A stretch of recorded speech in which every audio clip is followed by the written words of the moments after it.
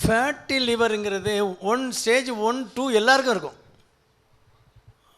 1 எல்லாருக்கும் இருக்கும், 2 கூட எல்லாருக்கும் கிட்டத்தட்ட இருக்கும். அதுவும் ஃபிசிக்கல் ஆக்டிவிட்டி இல்லாமல் இருக்கவங்களுக்கு ரொம்ப இருக்கும்.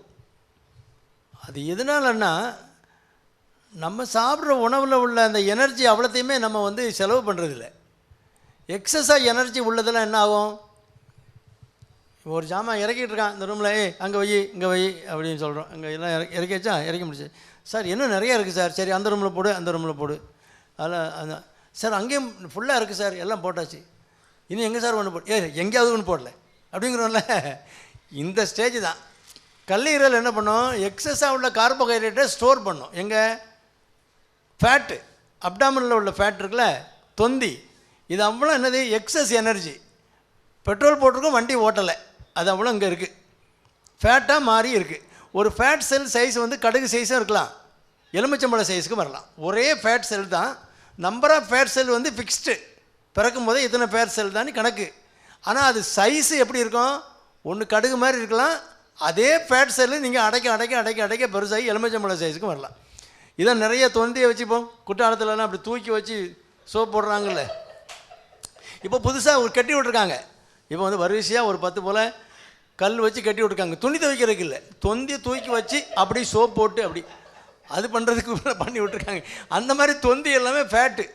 இந்த ஃபேட்டு எக்ஸஸ் எனர்ஜி ஆகும்போது என்ன செய்யும்? ஆர்கன்ஸில் போய் ஸ்டோர் ஆகும். நல்லா கொளுத்த கிடா அப்படிம்போது என்ன இருக்கும்? மசிலுக்கு உள்ளே ஃபேட் இருக்கும். மசில் வந்து ஃபேட் வைக்கிற இடம் கிடையாது.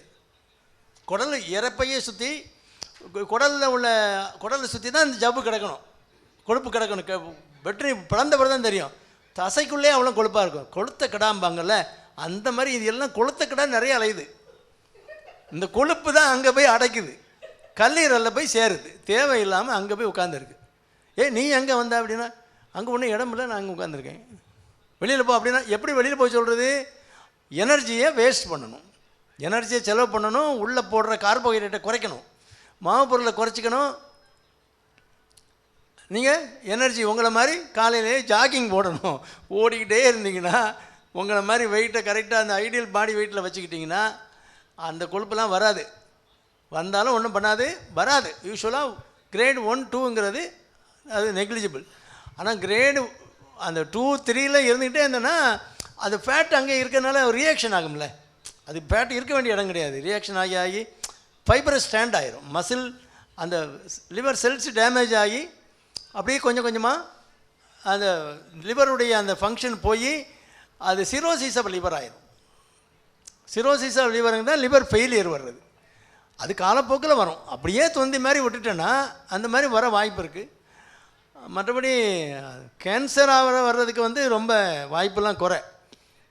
அது செல்ஸ் வந்து இரிட்டேட் பண்ணி அந்த ஃபேட் செல்ஸ் எல்லாம் இருக்கனால லிவர் செல் டேமேஜ் ஆகி அது சிரோசிஸ் ஆஃப் லிவர்னு ஒரு கல்லீரல் அலர்ச்சி வந்து பின்னால் காலத்தில் வந்து ஜீரண சக்தி குறையும் அப்படிலாம் ப்ராப்ளம் வரும். மற்றபடி அது குறைக்கணும்னா அதான் நம்ம வந்து ஃபிசிக்கல் ஆக்டிவிட்டியை கூடணும், கார்போஹைட்ரேட்டை குறைக்கணும்.